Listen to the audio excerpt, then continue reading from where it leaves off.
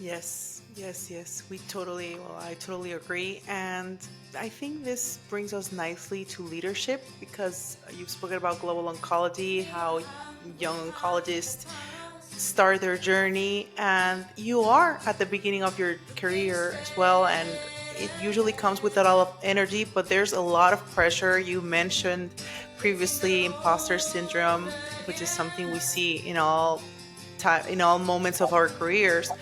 What are the unique challenges young oncologists in North Africa face today? I think, as in many places, we face heavy clinical workload, that for sure.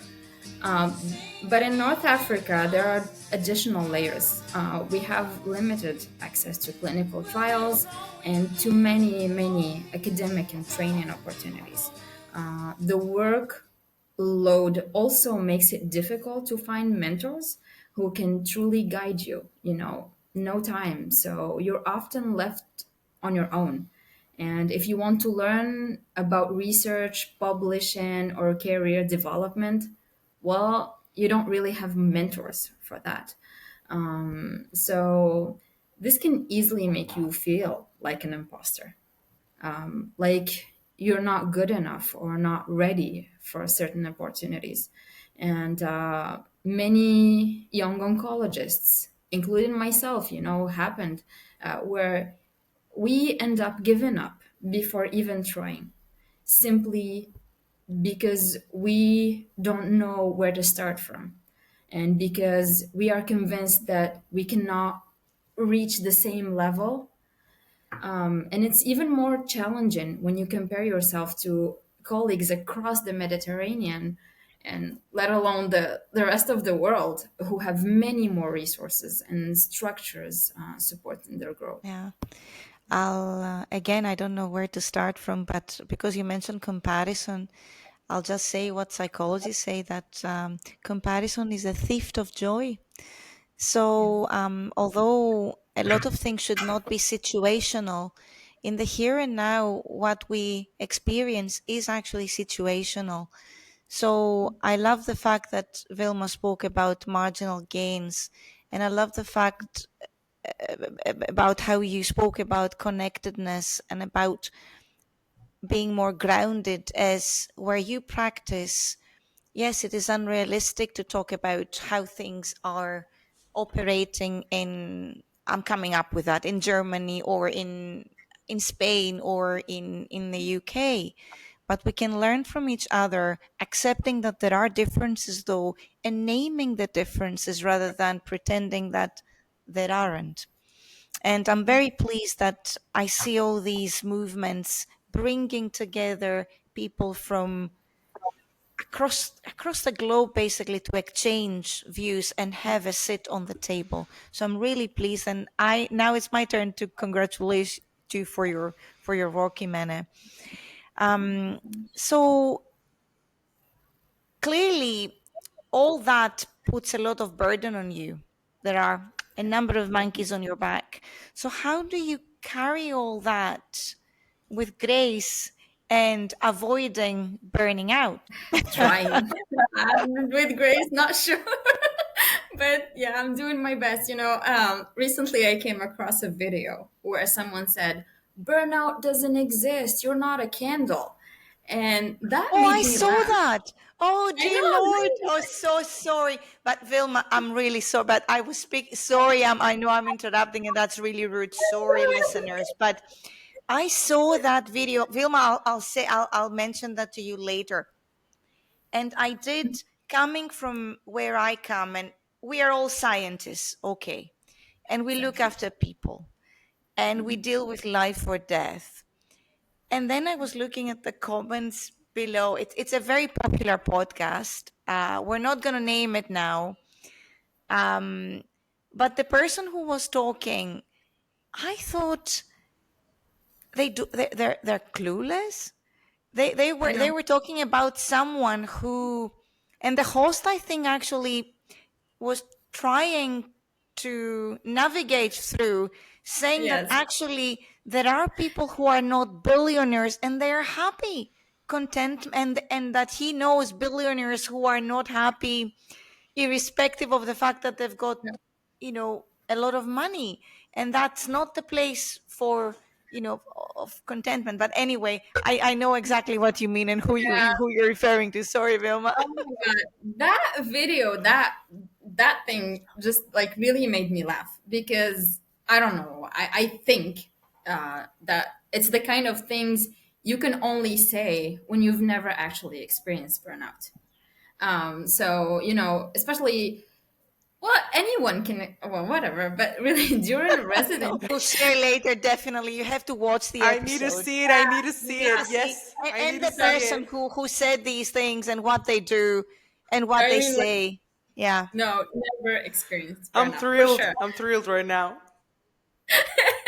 So during residency, you face many hardships, the workload, of course, but also things like unfair competition and sometimes a toxic work environment created by, I don't know, difficult attending or even the unfair competition. So, and I wasn't lucky in that regard. I lived through it firsthand. Add to that the start of the pandemic, being a mom for the first time and preparing for the specialty exam. So by the end, I was completely overwhelmed. I was dealing with both postpartum depression and burnout. And it just took a long time to shift out of that mindset. And these things are not easy to talk about.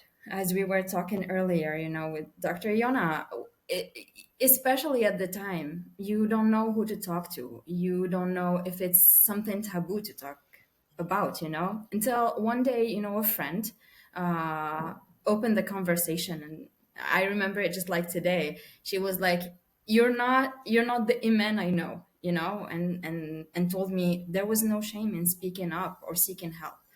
So little by little, I started learning about mental health and how to take care of my own. I began listening to podcasts during my hour and a half commute, going to work and then hour and a half back. Honestly, podcasts helped me so much, so much. Either podcasts about mental health or just in oncology. And I remember, this is why your podcast is really great because I remember looking for something, for oncologists to say what you guys are talking about in your podcast because at the time that's what I needed. I needed to to listen to other fellow oncologists say that this is normal, and it's okay to go get the help. So that helped a lot. I also went back to the gym, after the pandemic, we could, socialize, go to the gym again. And I made it a point to normalize talking about mental health and getting support when I needed. So, yeah, and I also try to stay connected to why I chose oncology in the first place, service, science, humanity, and honestly, the community I found in the global network. That helped me so much, stay grounded more than I expected.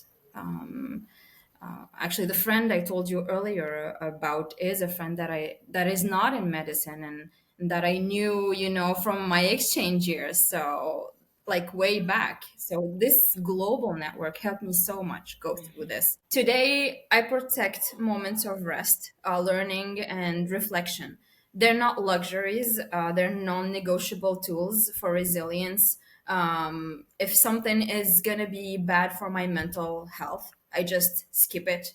I just learned to say no to anything that could cost me my mental health. Imene, thank you so much for sharing on that. I think that overwhelming feeling, it's something a lot of colleagues face when they're facing burnout. I don't want to talk in a third person because I was overwhelmed too when I, for example, did my first MBI burnout survey. We did it at the Spanish Society of Medical Oncology and then at ESMO. And it's like every time you do that MBI burnout, you just feel like all these emotions that you don't know if they're negative, positive. They're like, do you love your job? Don't you like your job? Are you happy? You're not happy. So Yeah. all these Yeah. feelings, they wrap up and they just feel like an overwhelming moment for you.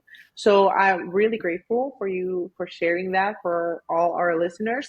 And also, I want to go back to, well, to thank you also for what you've shared on our podcast, how it has helped or how helpful it can be for our listeners. Actually, that's one of the reasons Joanna and I thought it was a good idea to have a podcast, to invite guests like yourself and all our amazing colleagues to come and share their experience, because through experience and stories we're able to help our global community and talk about burnout. It's okay. We can, it's totally valid to feel that way. We should not be scared. We're no less because we feel emotions like burnout or imposter syndrome. And I think that is something very, very important to discuss in our community. Imene, I wanted to ask you about boundaries. You just ended up your this piece of moment talking about you've learned to say no, like you've learned to say no to things. Um, would you say, Imene, that boundaries are an important part of your resilience nowadays? And what Oh. advice would you give other colleagues to learn how to put boundaries? Because I think it's a very important part of our own mental health. Yeah, I think we have to learn to say no what can be harmful to us. Sometimes we don't put ourselves first, thinking that this we're gonna be, um, how do we say this, selfish, right? Because we think that if we don't say yes, we're gonna come out selfish, and no, it's not true, because your mental health, if you're good mentally, you're gonna be good for yourself, you're gonna be good for your environment, you're gonna be, more productive. So yeah, I think it is very important to learn to say no. I think when something is not right for your mental health, you should set boundaries. You definitely should set boundaries. Yeah. Yeah. It's it's really important just to highlight that it's not as easy as it sounds, and we all know that setting boundaries. Yeah. Frequently, people, especially when they're at the early stages of their career, they find it hard to say no for a variety of reasons. Plus, a number of things that come their way may seem as brilliant opportunities. And this is why mentorship is really, really important, because you can discuss all that with your mentor, and then you can have some guidance on what is a great opportunity, strategize, have a structured approach to it.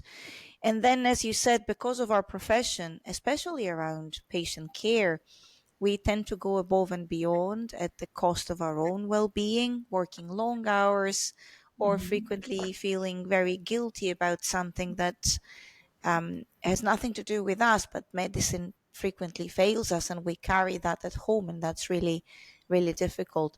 And I'll stay with what Vilma said. It's absolutely okay. In fact, it's not just okay. Burnout does exist.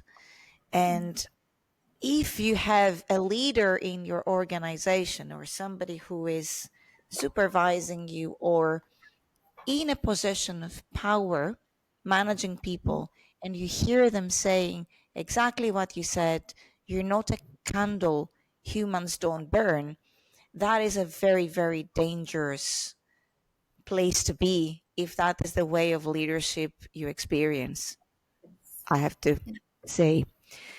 So, you call yourself a, a citizen of the world, and I have to say that I call myself the same, exactly the same. Me too. So, I, yeah, I mean, yeah, completely. I use that all the time. So, what does that mean for your future? How do you envisage yourself and your role in this global cancer ecosystem? So for me, being a citizen of the world means learning everywhere. and contributing everywhere and refusing to be limited by one single perspective. It's about carrying your roots with you while staying open to every culture, every system, and every way of thinking.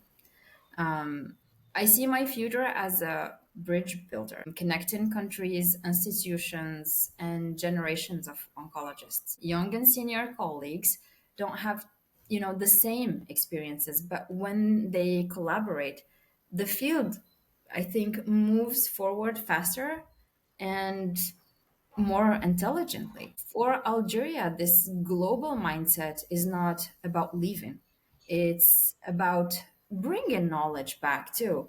And I hope to help strengthen our oncology system through meaningful collaborations, innovative approaches, and training opportunities that are inclusive and accessible to all. Being a citizen of the world means expanding horizons, but for me, always keeping my country, Algeria, at the heart of the journey for sure. Thank you. Thank you so much for sharing on that.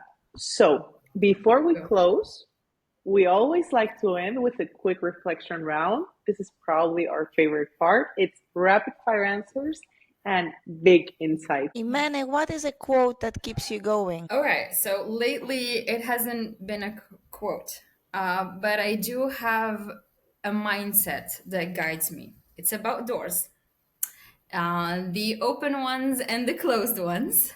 So I used to, take it personally when someone closed the door of opportunity in my face. It felt unfair, discouraging, even painful. But over time, I've learned to see closed doors differently. Now, when a door closes, I take it as a sign that this opportunity was not meant for me. Not because I wasn't good enough, maybe I wasn't, but I prefer to see it that because something bigger and brighter is waiting ahead. A closed door doesn't block your path, it just redirects you towards a better one. And instead of wasting energy feeling upset at the person who turned you down, who turned me down, I remind myself that along the way, I'll meet incredible people who will lift me up, open new doors, and lead me towards, what is truly right for me. And honestly, one day I hope to become that person for someone else that, opens a door and change their path. The growth mindset, Imene, you've wonderfully just explained what it It means. Thank really, you for that. yeah, it really is what I have been, up to the past like 2 years, I think. Yeah, doors. Amazing. One small action young oncologists can take this week to take care of their own well-being. I would tell them never take your mental health for granted. If you're struggling, talk about it with someone you trust or with a professional. And if you're feeling fine, good for you. Protect that balance, One simple action, schedule one protected hour this week just for you. Something that brings you joy, calm, and or genuine rest. It seems small, but that 1 hour can shift your entire week and remind you that your well-being is not optional, it's essential. And before we move to the next question, I just want to add that what you said about that shifting your whole week, there is a movie recommendation. Vilma, I know, yeah, but I want to make it is Life of Chuck. If you haven't watched it, you should definitely watch it because it does bring you back on the ground, and it is a movie about reconnecting us with what truly matters, and that's unique to every single of us. Who is the next person you hope to open a door for? Honestly, for any young oncologist who feels limited by geography, I want them to know that the world is accessible and that we all belong in it. One thing you could change in the global oncology training tomorrow. Definitely, I would say make cross-border training equitable and accessible to all young oncologists, not just the privileged few, but to everyone. And finally, something about you that you're comfortable sharing, but it's not common knowledge and may come as a surprise. Um, wow.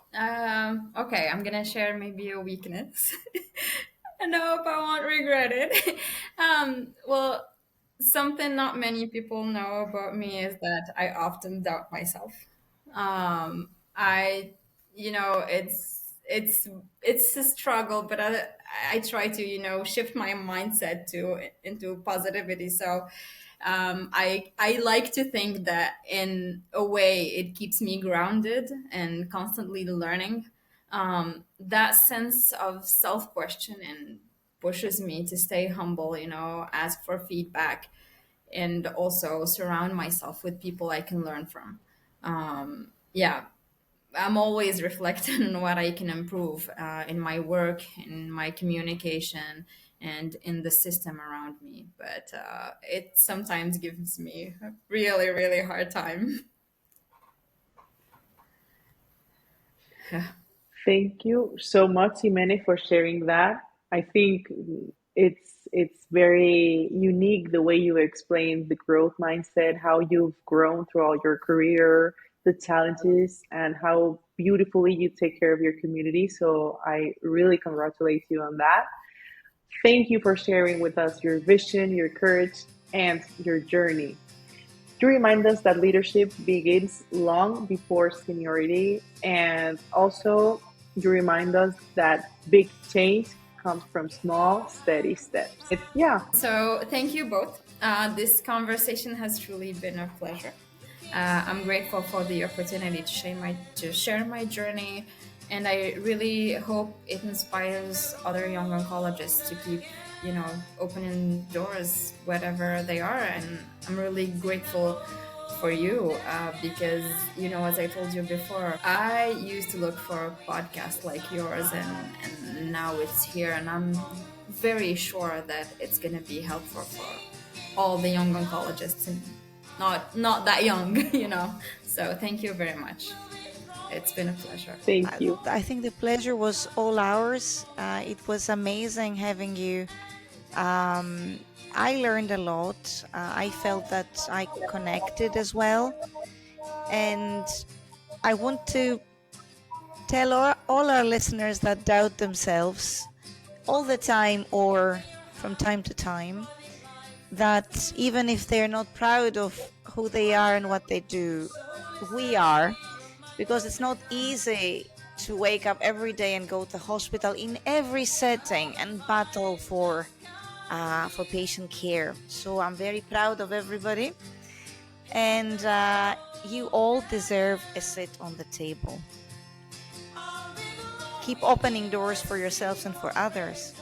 This is Ioanna Nixon. I am Dr. Vilma Pacheco-Barcia from Open Doors Podcast. And remember, you belong in the room. You belong in the room.